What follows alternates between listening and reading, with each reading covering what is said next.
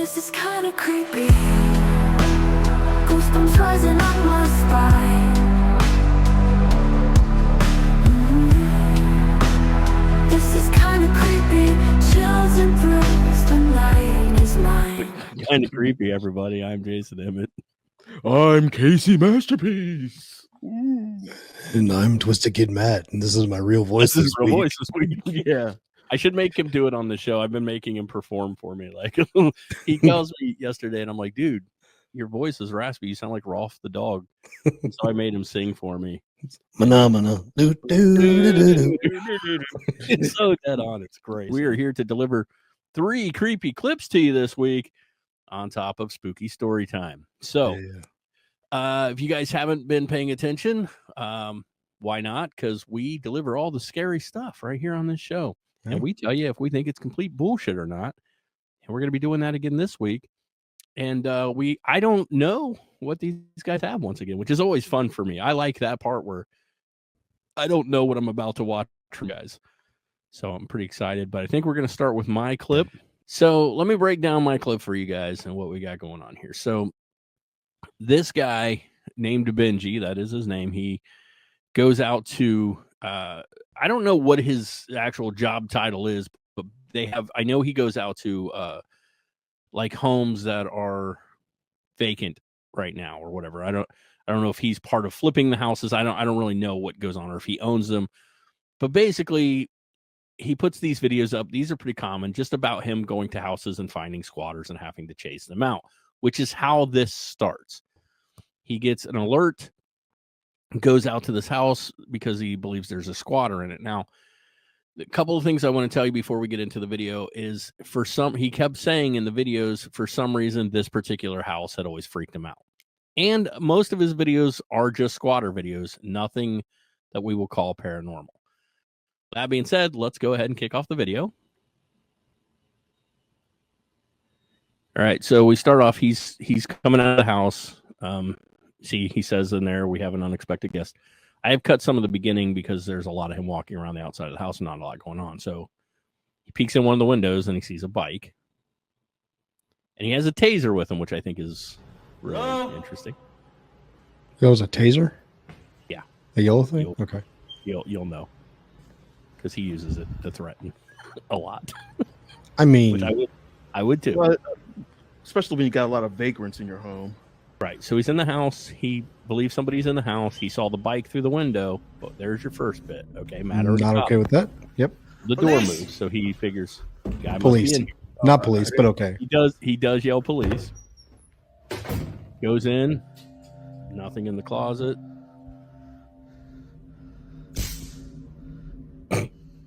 Well, I would too. In there, man. Yeah. He saw the door move, so he assumes the guy must be in here, right? Yeah, it is a nice house, actually. Yeah. I'd break into that. I'd squat there. Yeah. So he's a little thrown off because he's like, I swear to God, I saw the door move. But, okay. Now watch.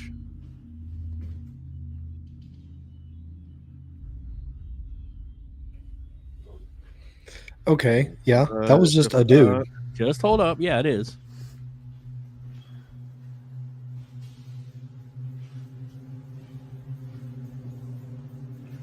I'm not okay with any of this. He's like, I'm just going to casually walk out. So he yells at him, it's not your house, man. And then he goes in, he sees where the guy's been squatting, like food wrappers and stuff. But then this happens. He receives another alert at night. At least the guy left, like, peacefully. Yes. Well, most squatters do. I've seen other squatter videos. It's not that uncommon. They don't want any problems. They'll leave. So he gets an alert, has to go out at night. The first question I want to answer is because we ask it a lot. Why not turn on more lights? Well, because it's an empty house. There aren't lights in some of these areas. Now, all right. Here's where things get.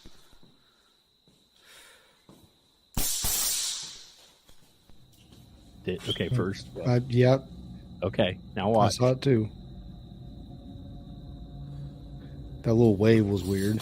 Yeah, they talk about that. They don't understand that there was suddenly. So he saw it. Yeah. Matt saw it. I didn't see it at first. Don't worry, we'll show it to you. Yeah. besides the door, there was something else. Yeah. And he did catch that. It scared him at first. And they don't know why the video kind of did that wavy thing. I tell you what, I've slowed that wavy thing down, and for a second, you see what looks like the outline of a person in that wavy thing. So pay attention to it. You might see it now.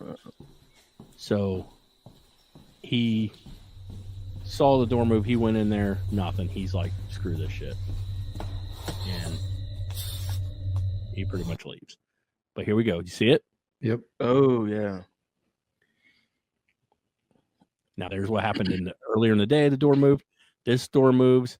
And, of course, we have the outline over there, which is not in the room when he goes in there, or when he turns back. It's completely gone. Yeah. So this video made me cringe for, like, just the squatter aspect. There have been videos I've watched online where it's like, okay, they get to a place that's supposed to be haunted and a real person's there, and that's scary enough. Like, that's even scarier if you ask me. Yeah, can be, yeah. And none of his other stuff really, to the best of my knowledge, has anything paranormal in it. But this just really freaked him out because it's like that door moved. He assumed that's where the guy was, and it wasn't. The person was not in there at all. And when he went back that night, and what I like is he goes in the room to check, and then when he saw no one was in there, he's like, that was a really stealthy squatter too. I'll have to hand it to him. Yeah. What sells this video to me the most is that he keeps firing off that taser, because I'm like, I've been in situations where I've been in some place and I'm like, oh God, I hear a noise in the house or whatever, and I'm walking through the house late at night or whatever, and you've got a weapon, we'll say, whatever you got, and you're trying to, I've got a bat. You're like okay, what you're saying is, I really wish if you're here you would just leave. Like, is what you're saying. And that guy's like, I got some, and I'm going to tase you with it. So yeah, you're basically telling him, don't leave rush nicely. Out, just leave. Like, yeah. And that is not things that I think people would think of if they're faking something. Like, I got to do this fake. Like, I don't know. To me, it seems very legit, and he seems actually like his reaction is what I would expect my reaction to be. Right. I think it was, a little odd activity going on. That weird wave in that back room. Yeah. Definitely threw me off. It's either energy or a weird edit. What's weird about that is if you go and read up on it or whatever, they actually do address that, where he's like, we don't know what that like digital interference was at the same time. If you watch the clip too, he says he saw it. He turns away really quick, but then he kind of goes back and it's gone. Like, it is not there a second time. And to me, it looks like shoulders and a head. It looks like shoulders and a head. So, again comes the question though, if it is real, this entity or whatever doesn't seem to be. It just opens doors. That's all it does. It's closed doors. Breaks into your house, opens your doors. Well, more it closes doors, like, oh God, here he comes. Just shut the door. And the guy with the taser is back again. Jeez. Back. All right. Every time I like the guy with the bike, but this guy shows up with a taser. That guy brought food. That's my clip. He didn't say anything about it when I started moving his Cheez-Its around. Cheez-Its. I don't know why that was my first thing. Ghosts love Cheez-Its, guys. We've gotten some great feedback on a few clips and stuff we put out, which I really appreciate. But we always welcome more. So let us know your thoughts if you've seen this, if you think this is legit. Maybe you know the guy. Maybe it's too legit. It might be too legit to quit. Well, he didn't quit. He's still doing the job. So, All right, what do we got? We got KC coming up next, right? All right, KC, what you got for us? All right, so there's this teenage girl having like a party going on in her basement, or looks like a basement, and all of a sudden you see this kid in the background slowly going up the stairs but disappearing all of a sudden. And according to these the folks who was running the party, there was no children anywhere in this party. Well, they're gonna say that now. Yeah, because some real horrendous stuff happened at this party, and there wasn't any kids around. I promise. It was a daycare massacre. Yeah. Daycare massacre. Well, I mean, there's clearly a kid. Yeah. And then there clearly is not a kid. I mean, that's a full, like, that is not like a, That's no toddler wearing like apparition. a Cars Wait, if t-shirt. you can see the top of the stairs. It's not like a kid runs up the stairs because that's not like a partial entity. Like That's It's a like child. and full he on doesn't go kid. up the stairs at all. It's He like goes after he passes that plant, he disappears. He doesn't even go up the stairs. Replay that, and especially when we get to the close up, he's to the disappears inside the stairs. Ooh, that's weird. So watch this. Watch the close up. He doesn't go up. It's like almost like there's a gap over there, only there isn't. See that? He doesn't go up. He goes like into the wall. That's messed up. It's weird that as she walks forward, that's when he starts walking. It's like he's looking towards the camera, and then as she moves towards that bar, he goes up the stairs. No, he does look like he does take a step up, but you can see past her, and he doesn't like. There's nothing that goes to the top of this. Now, again, play devil's advocate. She would make an excellent point to do a cut screen. Sure. Like she's hiding where they could do the cut screen. Yeah. But it would be weird to do it. Yeah. And he doesn't even look like a spooky child. He's just a child. Okay, and there's that. He just looks like a kid. He doesn't look like there was a random toddler at this party that wasn't supposed to be there. And it wasn't like an old timey looking kid. It was like a kid from today. Yeah. Just walking up the stairs. And if you're faking it with a kid, everybody's going to be like, well, clearly that's Tyler. Yeah. No one's going to be fooled. Tyler, you were supposed to stay upstairs, man. Why'd you come downstairs to the grown-up party you weren't supposed to be at? So these ones always kind of weird me out even more when people catch stuff they claim is supernatural or paranormal, and it's not like a partially translucent or you kind of see an apparition. Like, that's a freaking person. Full-on child. So then comes the question, okay, let's pretend that we all believe this is 100% real. Everybody out there watching, all three of us. That begs the question, what is it? Yeah. Is it real? Ghost? Is it a demon posing as a child?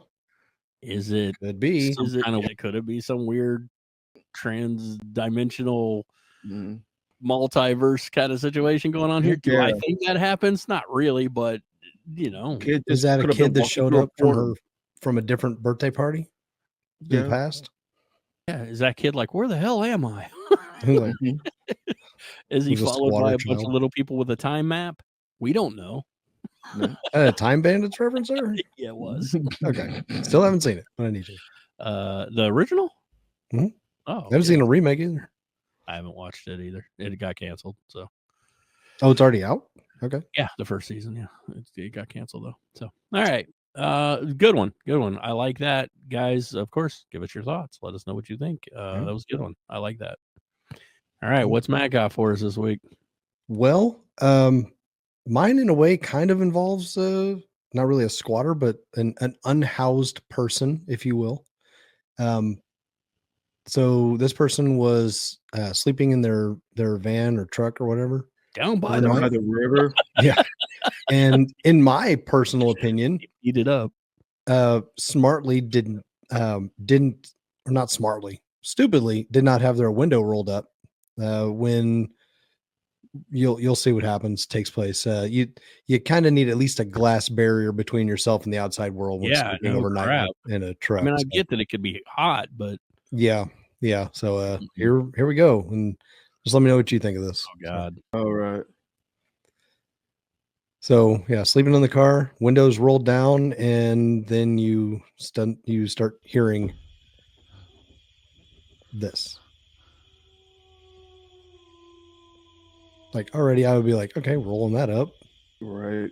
I mean I would roll it up. That what the hell? Mm-hmm. Okay. Definitely rolling it up and starting the car now. Yeah. Lock the doors at least. What the hell? That's a little. It's too movie like that. Eye is too. Yeah. Yeah. There's more of them coming.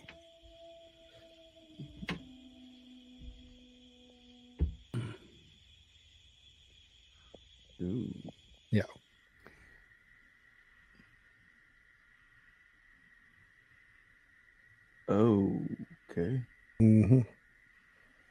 It looks like Michael Jackson from the Thriller. And that was kind of what I Yeah. was thinking too. But yeah, it just Right. the whole situation is like, at least if you got your window up, you can at least, have something to keep it from reaching in and opening the door or just pulling you out. So whatever. That is a freaky video. Yeah. Like, Yeah. watching it is freaky. Yeah. Like it definitely gives you the heebie-jeebies. My issue with it is that really did look like the eyes from Thriller. From Yeah. Thriller. And Yeah. the howls were almost too cinematic, like you would hear in a movie. Like it Mhm. was almost too movie-esque. Like Yeah. If those eyes had blinked, I would have been like, all right. yeah, It does lend a little bit more credence to it. or looked a Um, little more wolf-like, because I don't know if you Mhm. know this in real life, they're not like yellow behind it like that. Yeah. And so, like, if it would have looked like an actual wolf, I would have just assumed like a freaking pack of wolves had like surrounded their vehicle. Right. Which would have been And- scary on its Scary own. as hell, right? That's yeah. scary. And enough. I've seen people saying that it's a mountain lion. Which either Yeah. way, a mountain lion Doesn't howl, getting but that close to your true. the howling could be real wolves off in the background. Mhm. Totally. The eye just looks a little too cinematic to me. Yeah. But we don't know. Yeah. It's creepy though. It's very a- creepy. It's a fun clip to watch. Yeah. I wouldn't Um, want to be in that van at no. all overnight. So And I'm pretty sure they were in the back seat. So that even so you're like in my head, I'm oh like, crap, how do I get to the front seat Yeah. to roll the window up and the keys are in my Right. pocket? I can't get those they're in there. filming over the seat. Yeah. So clearly it's not like I'm reaching up to we Yeah. were in there just Mhm. like Matt, what? Yeah. Roll the window up. I'm not. You roll the window. You up. roll it up, dude. Right. What you We'll just grabbed die me. together, man. I don't care. It's fine. There you guys go. Our 3 clips this week. Let us know your thoughts. As always, you can put it in the comments, or you can send us over an email. Whatever works for you, but drop it in the comments down below. It's probably the easiest way. Let us know if you think if those are legit or not, or if you have any info or whatever. Yeah. All right, so let's go ahead and kick off our spooky, scary time story of the week. Spooky, scary time. Who brings the slide? Ooh. Spooky.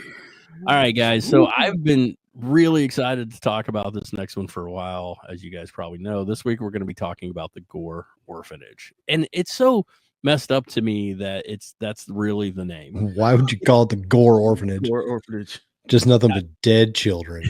Well, not Okay, I don't know anything Talk about this about a story. hard knock life. Damn. not really where we're going to go with that, but maybe a little bit. There's going to be that's some foreshadowing. There will be some dead children in this story.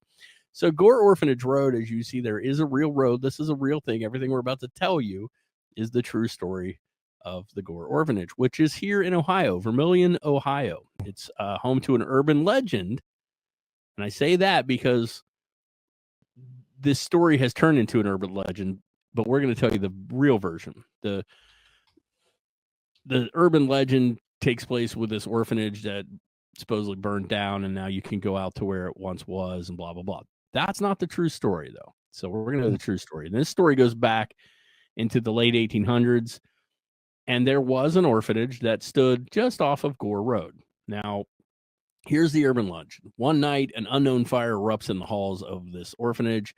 The fire moved swift through the orphanage.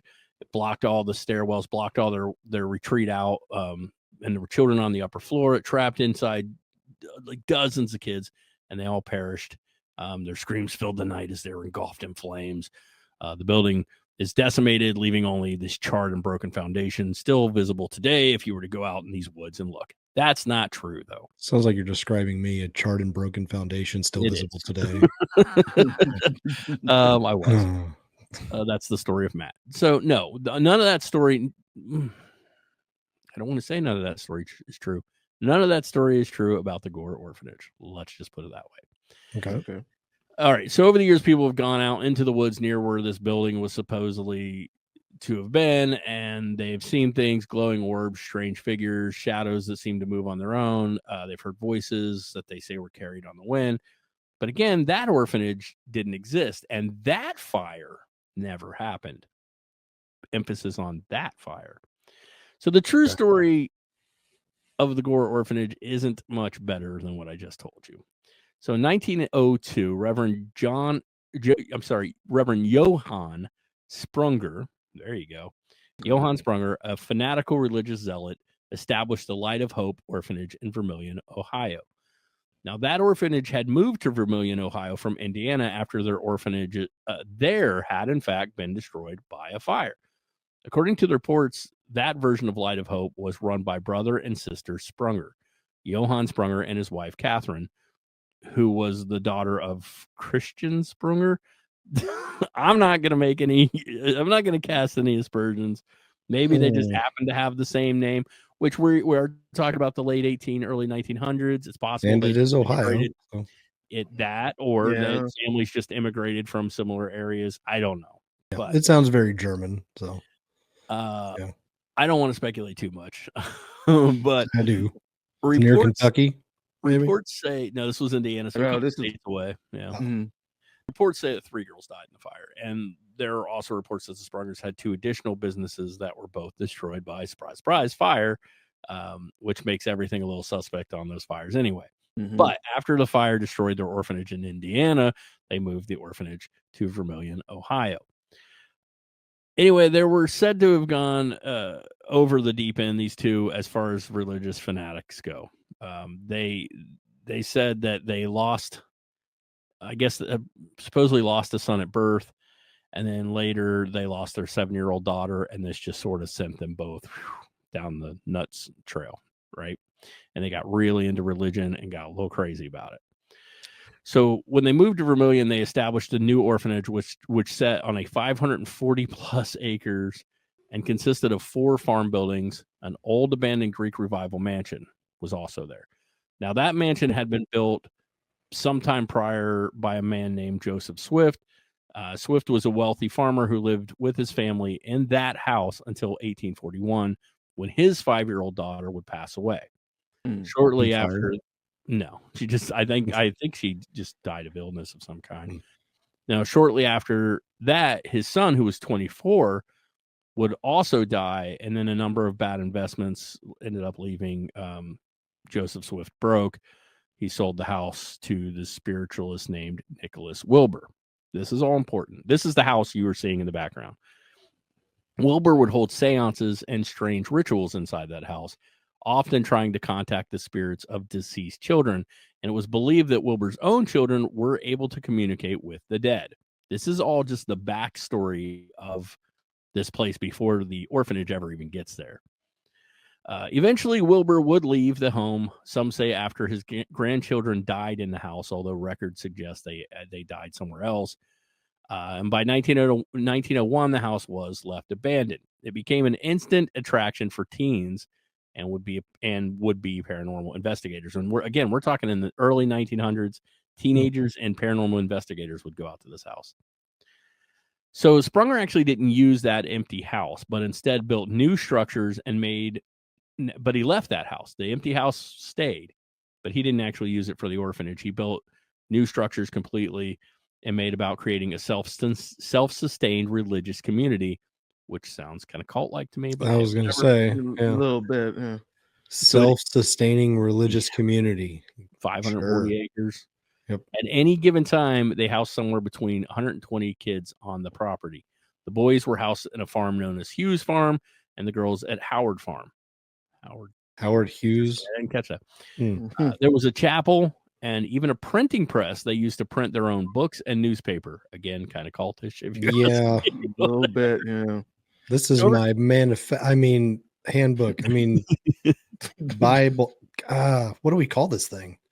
Pamphlet. No, everything we say sounds cool. Everything sounds like a cult. Over time, children began to run away from the orphanage. Many of them crossed. No, you don't say.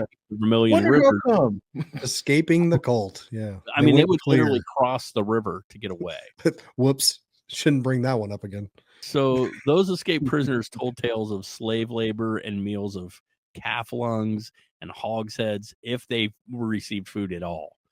They said they were only bathed once every couple of weeks, and that the place was infested with rats. They claimed they were often beat by the Sprungers and the rest of the staff, and were often rented out to nearby farmers to do work. Illness was treated with prayer, and most of them were not being educated at all. The orphanage was Totally not a investigated, cult. but Not at a the cult at all. time, we're talking 1909, Yeah. there were no laws regulating the operation of an institution like this one. So even though it was investigated, nothing really happened. So this is 1909. Johann Sprunger died in 1911. The orphanage managed to hold on for a few more years, even though financially it was struggling. In 1916, it closed permanently. The land was sold. So let's get to some stories here. Today, this area, most believe, is decimated. The decimated remains of a burned down orphanage, but that's actually not true. What they're seeing there when people go out to this area are the decimated remains of the Swift house, this house right here. So this does exist in the area. You can go out there and you will see parts of it, like bricks and stuff, little steps or whatever. I've seen pictures. It's out there. I've seen pictures of supposed ghosts caught in the area as well. So what we're saying here how is close is this to you guys, by the way? It's What, about an hour away, something it's like a couple hours, I think. that? Yeah. I was gonna say, it sounds like a day trip. Yeah. The Gore Orphanage area is supposed to be really haunted. Like, people go out there a lot. You can catch all kinds of people videotaping and stuff because it's just woods, and so you're allowed to go out there. It's nothing stopping you. And I've seen a lot of stuff. But what I want to get into is the story that led to this story. So the orphanage was about a quarter a mile away from the Swift mansion. So it wasn't right up on it, but it wasn't that far. But the mansion was reportedly haunted as well. So those childlike voices, those strange glowing orbs, the shadowy apparitions, those might harken back to Nicholas Wilbur and all the strange, weird rituals he would do inside the house. We don't know, but kids did die on this property, you know. So that did happen. But I want to address the urban legend regarding this massive fire and the deaths at the orphanage. So obviously, when you start looking into urban legends, you start finding out that a lot of them have legit origins, but they get thrown from state to state or from story to story. This one actually has its origins, believed by most, from Ohio. So it's believed that the idea of this massive fire comes from a few stories that merged into one. First of all, the original Light of Hope fire in Indiana. So the original orphanage did burn down in Indiana. So that's where a lot of it, they think, comes from. But the additional part of it, after the new orphanage closed and a couple of the buildings, they did actually burn a couple of the buildings down after the orphanage closed on purpose. It's just a way to get rid of, I mean, that's not that uncommon, especially back then. Yeah. You want to demolish properties, you burn it down. So people think maybe that had something to do with it as well. The problem is, where they think most of it came from, is the Collinwood school disaster. Now, this took place a year before the 1909 investigation of the Gore Orphanage. This took place in 1908. 125 kids. 40 miles east of Vermilion, an elementary school in Collinwood caught fire. Children began to descend the stairs only to find out that they were trapped. They couldn't get down the stairs. So out of fear, they began running back up the stairs to the top floor. But in all the chaos, a lot of these kids fell to the ground. They were actually trampled and climbed over. So this differs depending on where you read. This news article says 125. I read 176 children would meet their end in the fire from either, fire or being trampled to death. I've seen other news headlines from the time 150. So what we do know is that news articles be sensationalized a little bit back then. Oh, very I think much. it's estimated, still not great, but somewhere around 120 children and a couple of teachers. Now let me ask this: were there any that got out and died from their injuries later on? That I don't know, because that would kind of go like, well, there was 176, but 125 died at the scene, and then the rest died later or whatever. So like, that's a possibility too. So again, keep in mind, this happened not that far away. I mean, it is far. It's about 40 miles away from Vermilion. Yeah. This is still in Ohio. Yeah. What they think happened, and it's in 1908 when all their investigation happened in 1909. So the orphanage exists. What probably happened is people heard Light of Hope Orphanage die or burned down. And then they heard the school burned down, and they just sort of merged the stories in their brains. Yeah. That makes sense. today there's actually a memorial garden that's been erected. So they actually built the new school, and it still exists pretty much where this school was. The issue with this school at the time is it wasn't built with certain fire safety things because they just didn't do that. So when they built the new school, they really promoted it as the new school was built with top of the line fire safety everything at the time. So they put a garden up. There's a memorial garden there. There's like a placard that you can see. These are more just like news things. It's so weird because you can go back and find all of this is legit. You can find all the news stuff on it. There's multiple newspaper articles, all that. And this exists right now. So that in and of itself is creepy. And I often wonder, asbestos. Yeah. Like what? Yeah, probably tons, what happened in this area? Is this area reportedly haunted? I mean, that's a lot of loss of life. Oh yeah. In one fell swoop. But these two stories get mixed up a lot. The Gore Orphanage and the Collinwood School fire get kind of merged together. So just know that there was a lot of tragedy at the Gore Orphanage. Very tragic. And there was a lot of weird stuff that took place on that property, not far from where the orphanage is. Totally not occult activity, and I mean, 100% there. Child abuse, and rent a kid. I believe cults usually educate their children in their own ways, but I mean, they were basically child slave labor, and pretty much did it under the guise of we're helping these kids, but they would barely feed them, barely bathe them, rent them out to do work for them. I mean, and considering this is the early 1900s, which means it happens a lot, and other things we don't know, like how much back when people sold their own children just to be able to survive. So how much, pretty much. Since we're on YouTube, we'll keep it to SA, but how much SA happened out there? These are things we don't even know. And like I said, kids were mistreated, abused, and died, and we know that people died and kids died on the property. We know that Wilbur guy was doing weird stuff out there before it ever even became the orphanage. And this is the stuff this is real life nightmare fuel, in my opinion. This stuff is frightening to know that at one point in time, this was kind of the norm. Yeah. Anyway, I had always heard the urban legend of the Gore Orphanage, and I had always heard that it did in fact burn down. It didn't. They did, like I say, burn, and most of all the original buildings aren't there, but you can still see parts of the structure from the Swift house. That stuff that you can go find photos of that online. Just know that this is what I get a kick out of. Just know that the urban legend isn't true, which is weird because the story itself is scary enough even without the urban legend. So the area is supposedly extremely haunted. You guys can find videos people will put up online. They've been out to the property. They've taken weird pictures. I've seen bizarre shadow forms that people have taken pictures of. I've heard noises that people have caught. So it's a really cool story. So yeah, it's one of those things where at some point, I think we would love to do some ghost hunting or investigation through the show. But well, I mean, they're right off of Lake Erie too, so that'd be a nice trip. Well, I'm out there a lot, so I'm out at Lake Erie a lot, so usually at least once, sometimes twice a year. Lake Erie. Ooh. See, even that. Yeah, even that. That's another coincidence there. Is that near Erie, Indiana? No. So anyway, guys, that's our spooky, scary time for this week. Scary, spooky time. I'm gonna never get that right. That's okay. It's spooky, scary time. I'll just say them both, and then I know I've nailed it. So, guys, first of all, you guys rock, man. Thank you so much for the subscribers we've got. Yeah, thank you. And it's been amazing. We're on Bluesky now, which is the Twitter alternative that most people are switching to. It's really cool because it's very similar to the old Twitter, like what Twitter used to be when it was actually kind of cool. And people have been sharing our links and stuff through there in our Facebook group. It's amazing. Thank you guys so much for that. For everybody who has subscribed. If you haven't, please go down and hit subscribe. Helps us a ton. The other thing that helps a lot is giving us a thumbs up down there. Hitting the like button actually helps more than you know.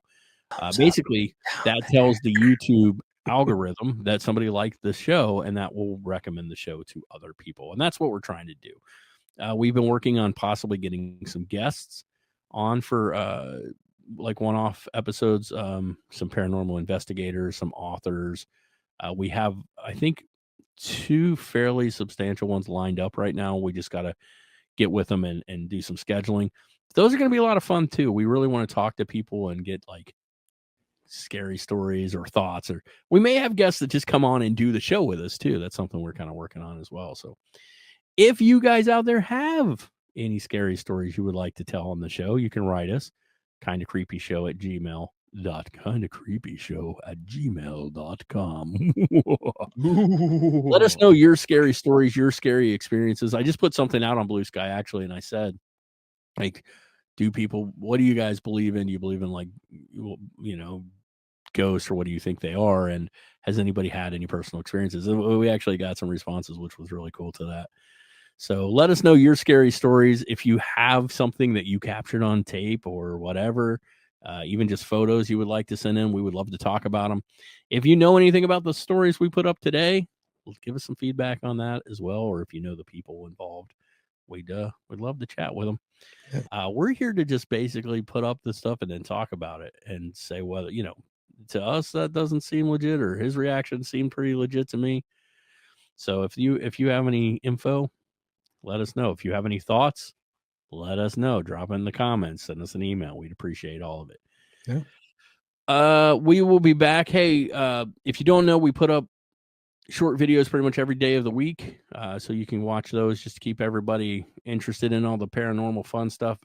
Every day we are on TikTok and YouTube, and we do have a Facebook fan page. You can go over and join us on that as well.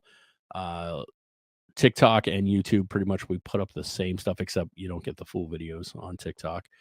And if you prefer it, we are available now through Spotify, iTunes, iHeart, a couple more. So if that's the way you'd rather watch this, cool. But YouTube's the place to go, man. That's where we're at. So that's the main place. That's where you're gonna get all the good stuff. Yeah, we put all the good stuff over there. Yeah. So please go subscribe. I think that's it, guys. Thanks everybody for watching. We love each and every one of you more than you know. Like, we stand outside your windows at night. We film you. That's how much we love you. That's how much we are committed to you. So just commit to us. We want to make sure you're safe. Mostly Kevin. It's mostly Kevin. It's mostly Kevin. He's usually outside. His eyes will glow red. We'll put a video effect in here where his eyes start glowing. Will we? No, we won't. Maybe. We don't have Maybe you have to watch all the way through to find out if his eyes are glowing red, then it's legit. I didn't add nothing. Yeah. Or did I? We'll see. Thanks, guys. We really appreciate everybody watching. Until next week, remember to keep it creepy. Keep it creepy. This is kind of creepy.